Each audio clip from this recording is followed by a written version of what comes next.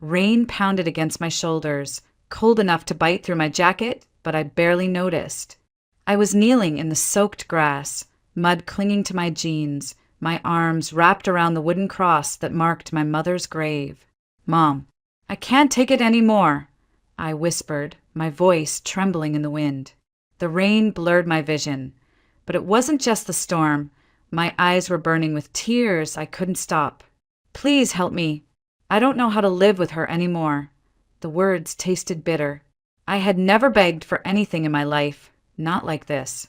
But that night, standing in the small cemetery on the edge of Willow Creek, I felt like a child again, helpless, scared, desperate for someone to tell me I still belonged somewhere. Behind me, the lights of Aunt Verity Sloane's house glowed faintly through the storm, like an accusing eye. She had slammed the door in my face less than an hour ago, her voice still echoing in my ears. "You think you're better than me? Get out of my house, Maribel. And don't you dare come back until you learn some respect." Respect. That word was a joke. I had scrubbed her floors until my hands cracked, cooked her meals, did every chore without complaint, but it was never enough. Tonight had been worse. She'd had visitors, men who stared at me like I was something for sale. And when I refused to sit with them, she called me ungrateful and slapped me so hard my ears rang. That was when I ran and kept running until my knees hit the wet ground here. I looked at my mother's photo, framed on the cross, her soft eyes and warm smile forever frozen in time. "You wanted me to be kind, to forgive. But she doesn't want me to live, Mom. She wants to break me. I can't breathe in that house." My voice cracked, and I pressed my forehead against the wood. "What do I do? Where do I go?" "I just want to be what you dreamed I'd be, a nurse, someone who helps people, someone who matters." A flash of lightning split the sky, followed by a deep rumble that vibrated through the ground. The storm didn't care about my pain, didn't pause to offer comfort, and for a second I thought about staying right there until morning. Maybe the cold would numb everything. Maybe I could sleep and not wake up in that life ever again. But even in my despair, a small voice whispered, "Get up. Live. You promised her you'd live." I wiped my face with trembling hands, though the rain replaced my tears instantly. "Okay, Mom. I'll try," I murmured. "But I don't know how much more I can take." I sat there until my legs went numb, hugging my knees, waiting for the storm, or maybe my life, to calm down. I didn't know then that the morning would bring someone who would change everything, someone who would prove I didn't have to carry this alone. But at that moment, all I had was the cold earth beneath me, a broken home behind me, and a promise to my mother I wasn't sure I could keep. Life with Aunt Verity had always been hard, but after my 17th birthday, it felt unbearable. Every morning started with her voice cutting through the thin walls of the house like a cold blade. "Maribel, floors aren't going to clean themselves. And don't forget to fix the fence today. I'm not having neighbors thinking we live like animals." There was never a good morning, never a smile. Only orders barked like commands in an army I hadn't signed up for. The house itself told a story of bitterness. It was my mother's home, left to Verity after Mom died, and it carried that tension in every corner. The photographs of my childhood were gone, replaced by Verity's faded floral paintings. My old bedroom had become a storeroom, so I slept in what used to be Mom's sewing room, small, drafty, with one narrow bed and a window that barely opened. I had learned early not to argue, but silence never earned peace. When chores were done, she would find something else, washing the porch, mending clothes that weren't mine, cleaning tools in the shed. And when there was nothing left to clean, she would start in on me. "Look at you," she'd say, eyes narrowed. "You think you're better than me with those books of yours? Dreaming of nursing school while I break my back paying bills? You're lucky I even let you stay here." Her words stung because I was dreaming. Late at night, when she finally went to bed, I studied from the old nursing manuals I'd found in the library. I wanted to help people, to do something meaningful, not just survive from one bitter day to the next. That dream was my one rebellion, silent but defiant. That evening, everything boiled over. Verity had invited Stepan, one of her friends, and another man I didn't know. I could smell cheap liquor before they even stepped inside. "Maribel!" she called, smoothing her hair and adjusting her blouse in the mirror. "Come sit with us. Stepan brought someone nice for you to meet." My stomach twisted. I'd seen how Stepan looked at me before, and this stranger's eyes followed me from the doorway. "No thanks," I said softly. "I have schoolwork." "Schoolwork?" Verity's voice rose. "Don't embarrass me. Sit down. Now." When I still didn't move, she slammed her glass on the table. "You little ingrate." Before I could react, her hand came across my cheek, sharp and fast, the taste of metal blooming on my tongue. "You think you're too good for my friends? Too good for this house? Then get out. Go see how the world treats little girls who think they're smarter than everyone else." The two men watched, amused, one of them chuckling under his breath. That laugh burned hotter than the slap. I grabbed my jacket from the hook and bolted out the door into the night. I didn't even hear her shouting after me. Running through the muddy yard, I only thought of one thing: anywhere but here. I didn't stop until I reached the cemetery, until the world shrank to just me, my mother's grave, and the storm. I didn't know it then, but that moment, her slap, her rage, my flight into the rain, was the crack that would shatter everything holding me back. It was the start of something neither of us could undo. The cemetery was silent except for the rain hammering on the gravestones and the low rumble of thunder rolling through the hills. I stumbled between the rows, my sneakers sinking into the soaked earth, until I reached the old birch tree at the far edge where my mother rested. Her grave marker was simple, just a wooden cross and a small framed photograph of her smiling face, protected by weathered plastic. Even in the dark, that smile felt like sunlight. I dropped to my knees, my hands clenching the wet grass. The cold bit into my skin, but I didn't care. "Mom, I don't know what to do anymore," I whispered.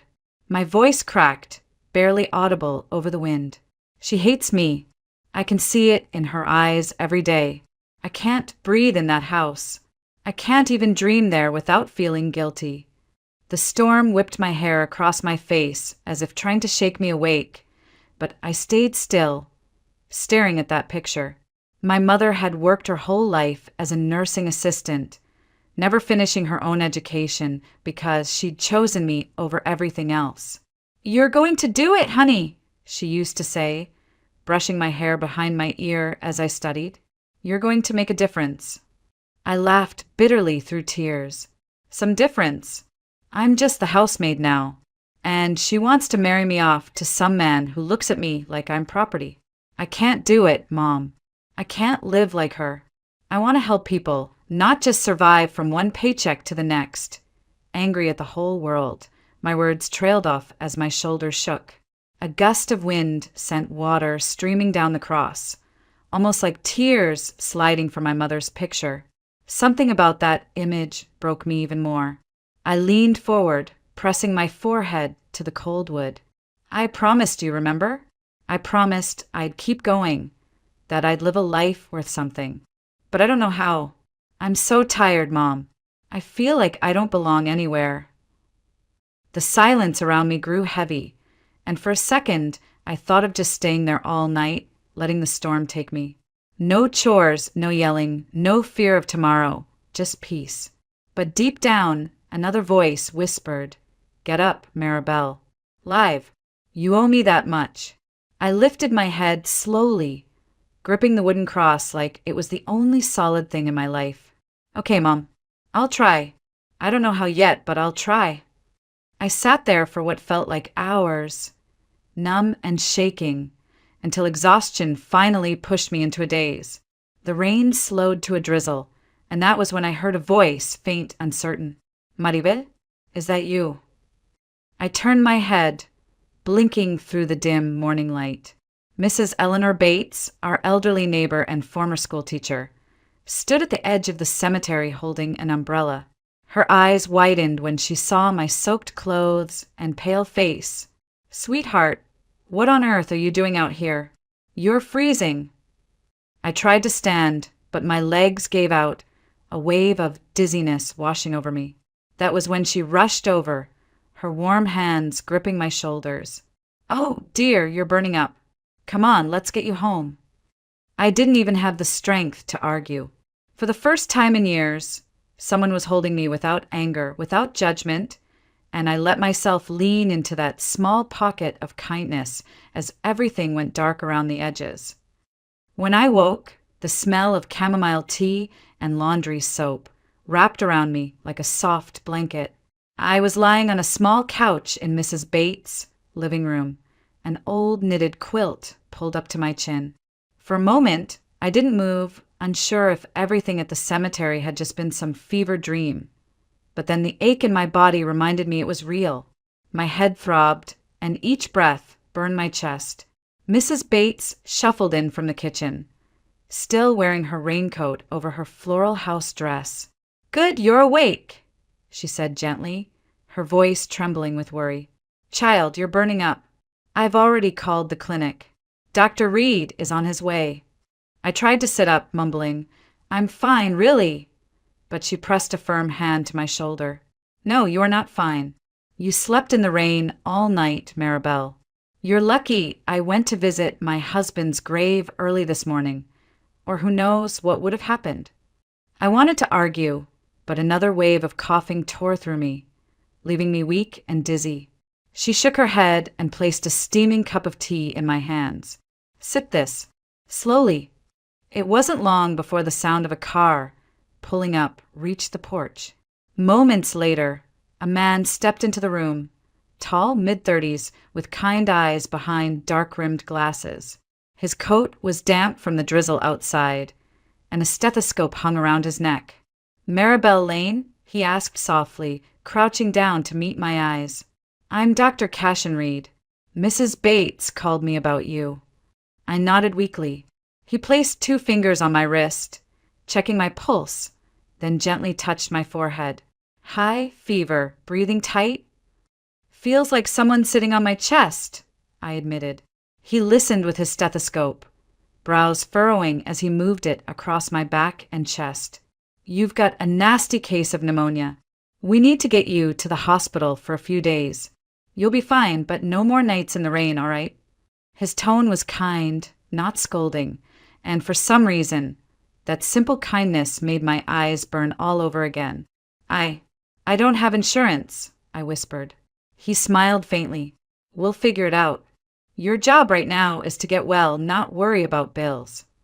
He glanced at Mrs. Bates. "Can you grab her bag? She's going to need clothes and personal items for a few days." As he helped me into his car, I caught a glimpse of my reflection in the side mirror. Pale face, damp hair sticking to my cheeks, eyes red from tears and fever. I looked broken and I hated it, but when I glanced at Dr. Reed, he wasn't looking at me like I was broken. He looked like he cared, like I mattered. The drive to the hospital blurred together, my head heavy against the seat. I vaguely remember his voice, steady and calm. "You'll be okay, Maribel. You're safe now." For the first time in a long time, I almost believed it. The hospital room was small but warm, painted a soft shade of cream that reminded me of fresh bread in Mrs. Bates's kitchen.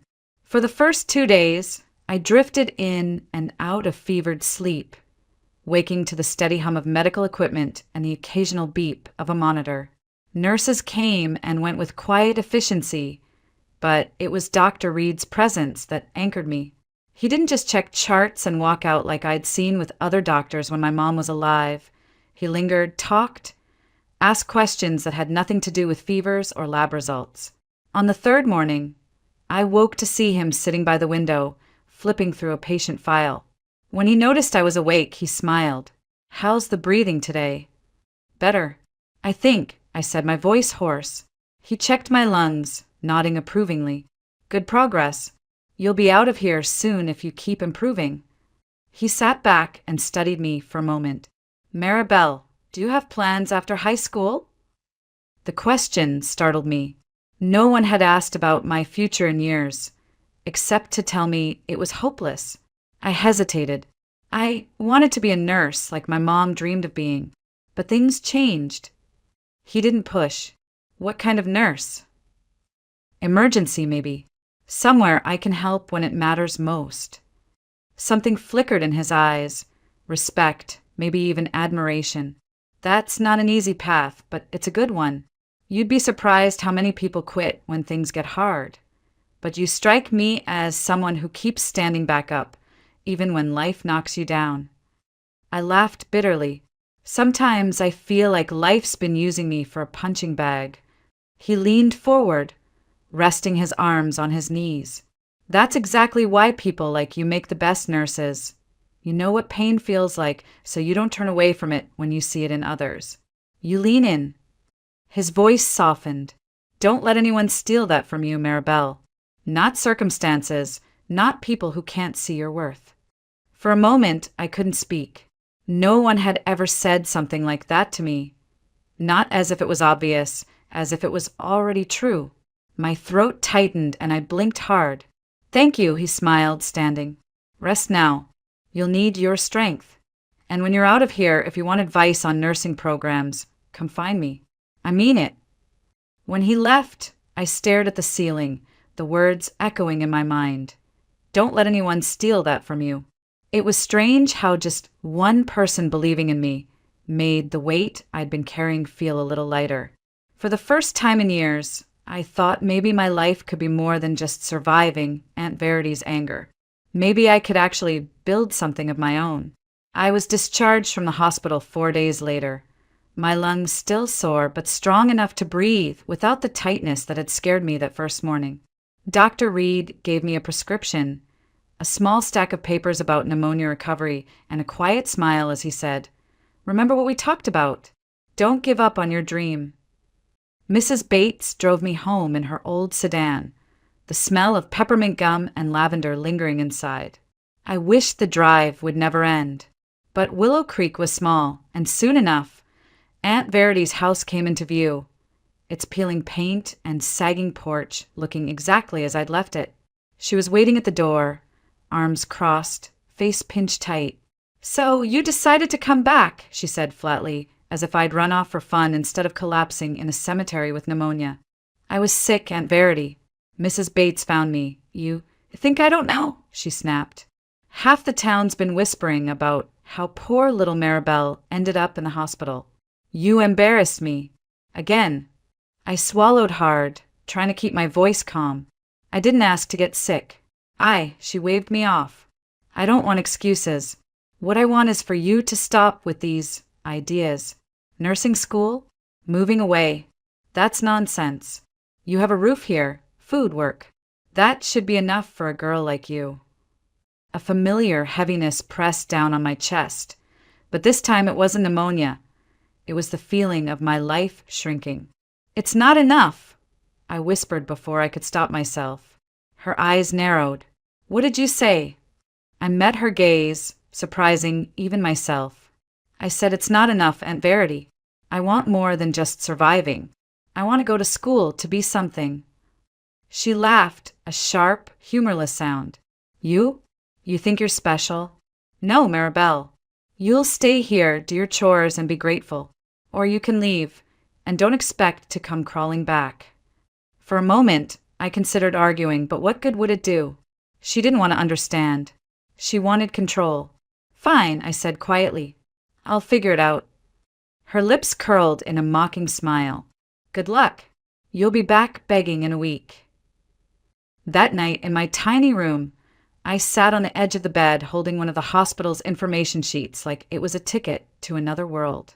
My hand shook as I reached for the nursing manuals I'd borrowed from the library months ago. For the first time, I wasn't reading them in secret. I was reading them as a promise to myself. The next morning, I wrote a letter to Dr. Reed. It was short, awkward, but honest. "Thank you for believing in me. Could you tell me more about nursing programs? I don't know where to start." 2 days later, his reply came, longer than I expected, filled with advice, encouragement, and even a list of scholarship options. He ended with, "Don't let where you are now decide where you'll end up. You're stronger than you think." I stared at his words until they blurred, feeling something I hadn't felt in a long time. Hope. For a while. Those letters with Dr. Reed became my lifeline. Every few days, I'd receive one of his careful replies, full of practical guidance and gentle encouragement. He told me about community college programs, scholarships I might qualify for, even tips on volunteer work to strengthen my application. It was the first time anyone had mapped a future for me that wasn't limited to Aunt Verity's front porch. But nothing stays secret for long in a town like Willow Creek.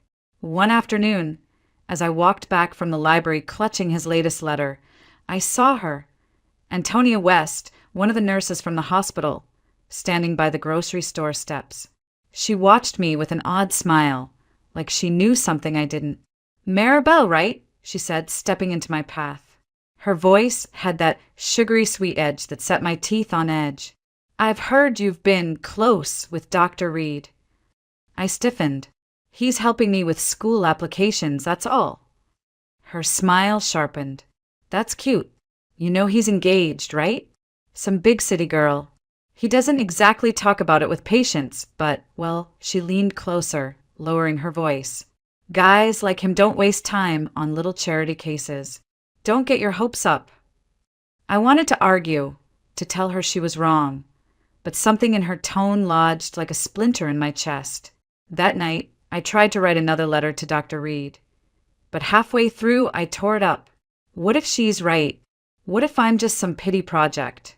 The following week, an anonymous note appeared on the front steps. The handwriting was jagged, hurried. "He's using you for fun. Stop embarrassing yourself." My stomach knotted. I didn't know who sent it, but it felt like Antonia's words all over again, now burned into paper. I stopped writing to Dr. Reed after that. Days passed, then a week, then two. I told myself I was busy with chores and library work, but deep down I was avoiding him. Each time his letters arrived, I left them unopened on my desk. One evening, as I sat staring at the growing stack, Aunt Verity snorted from the doorway. "What's all that? Love notes from your doctor boyfriend." I flushed. "They're about school," she laughed, harsh and loud. "Oh, I see. You really think a man like him would waste time on you? Maribel, wake up. People like us don't end up with people like him. You'll thank me when you stop dreaming so big." Her words echoed Antonia's, feeding the insecurity that had taken root. That night, I shoved the unopened letters into the bottom drawer and decided I wouldn't write again. A few days later, a knock at the door startled me. When I opened it, Dr. Reed stood there, hair damp from rain, holding the last letter I'd sent him weeks ago. His expression was a mix of concern and confusion. "Maribel, did I do something wrong?" "You stopped writing." My chest tightened, shame twisting my stomach. I thought maybe you were too busy, that you had other priorities." He frowned. "Is that what someone told you?" I hesitated, then nodded. Something flickered in his eyes. Hurt, then resolve. "Can we talk? Because whoever told you that doesn't know me, and I don't want you believing lies about who you are to me." His voice was steady, but there was something fierce under it, like he wasn't just defending himself, he was defending me. And in that moment, I realized I had been wrong, terribly wrong. We sat on the porch, rain dripping from the edge of the roof in steady streams, while Aunt Verity hovered in the kitchen, pretending not to eavesdrop. Dr. Reed rested his hands on his knees, his expression calm but firm. "Maribel, I don't know who told you those things, but they're not true," he said quietly. "I'm not engaged. I'm not using you. The only reason I've been helping is because you asked for guidance and because I believe in you." I swallowed, shame prickling the back of my neck. It was a nurse. She said you already had someone, that I was just some charity case. His jaw tightened. "Antonia," he muttered under his breath, then sighed. "She's had issues with me before. Thinks I spend too much time on patients. But you're not a charity case, Maribel. You're someone who's been given the short end of the stick in life, and you're still fighting to move forward. That's worth investing in, not out of pity, but out of respect." The words hit me harder than I expected, and for a moment I couldn't look at him. "I didn't want to bother you any more," he shook his head. "You're not a bother. Look, if you don't want me involved, I'll respect that. But I don't want you giving up on your dreams because of someone else's lies. He paused, his voice softer now. And if it wasn't clear before, I care about what happens to you. Not just as a doctor, but as someone who matters to me. That made me look up. His eyes were steady, earnest, without a hint of pity. Something warm and unfamiliar bloomed in my chest, almost frightening in its intensity. Before I could respond, Aunt Verity stormed onto the porch, arms crossed. This is ridiculous. She's staying here helping with the house. She's not running off to play Florence Nightingale because you filled her head with nonsense. Dr. Reed turned to her, polite but firm. With all due respect, Ms. Sloane, she's 17. She has every right to choose her own future. She has no future without this house. Verity snapped. A voice from behind startled us both. Mrs. Bates, stepping up the porch steps with a folder in her hand. Actually, she said, her tone sharp, this house belongs to Maribel. Her mother left it to her. I found the original will at the county office this morning. The color drained from Verity's face. That's a lie. Mrs. Bates handed over the document, her eyes cold. No, Verity. The only lie was you pretending otherwise. For once, Verity had nothing to say. She spun on her heel and slammed the door, leaving the three of us standing there in stunned silence. Dr. Reed gave me a small, encouraging smile. Looks like your life just changed again, Maribel. What do you want to do with it? I looked down at the document in my hands, then back at him. I want to start over. For real this time. That night, I sat on the porch alone, the will spread across my lap like a lifeline I never knew existed. For years, I had believed this house, my childhood home, belonged to Aunt Verity, that I had no right to claim anything except the work she demanded from me. But now the truth was clear. This house was mine. I expected to feel angry, to want revenge for everything she'd taken from me. The years of control, the humiliation, the slap that sent me running into a storm. But sitting there under the soft glow of the porch light, I felt something different, something lighter. For the first time in my life, I had power to choose, and I didn't want to waste it on hate. When Verity finally emerged from her room, her eyes were red-rimmed, her mouth tight. She didn't say a word, just grabbed her purse and left, muttering something about staying with a friend. I watched her go, my chest heavy but not bitter. I whispered into the quiet night, I hope you find peace, because I finally found mine. The following week, I moved my things from the sewing room back into my old childhood bedroom. It felt surreal, like reclaiming a piece of myself I thought had been lost. I spent the next few days painting the walls a soft sage green, pulling weeds in the yard, and planting a small row of daisies by the porch steps. For the first time, the house felt like home again, not a prison. Dr. Reed visited often, sometimes to drop off scholarship forms, sometimes just to share coffee on the porch. Our conversations shifted from classes and applications to books, to the strange quirks of small-town life, even to quiet dreams about what life could look like beyond Willow Creek. There was no rush, no promises too big to keep, just the steady warmth of knowing someone believed in me. Mrs. Bates became my honorary grandmother, stopping by with casseroles and reminding me to rest. Healing isn't just about your lungs, sweetheart, she'd say, patting my hand. It's about your heart, too. She was right. I began volunteering at the hospital, shadowing nurses, learning things I had only read about. Every day felt like stepping closer to the life I had whispered about at my mother's grave, that life worth living. One afternoon, as I stood in my freshly painted room looking at the open window and the daisies swaying outside, I realized something. I wasn't afraid anymore. Not of failing, not of being alone, not even of Verity. She had her own pain, her own demons, but they weren't mine to carry anymore. I touched the framed picture of my mom on my dresser and smiled softly. I'm doing it, Mom, I whispered.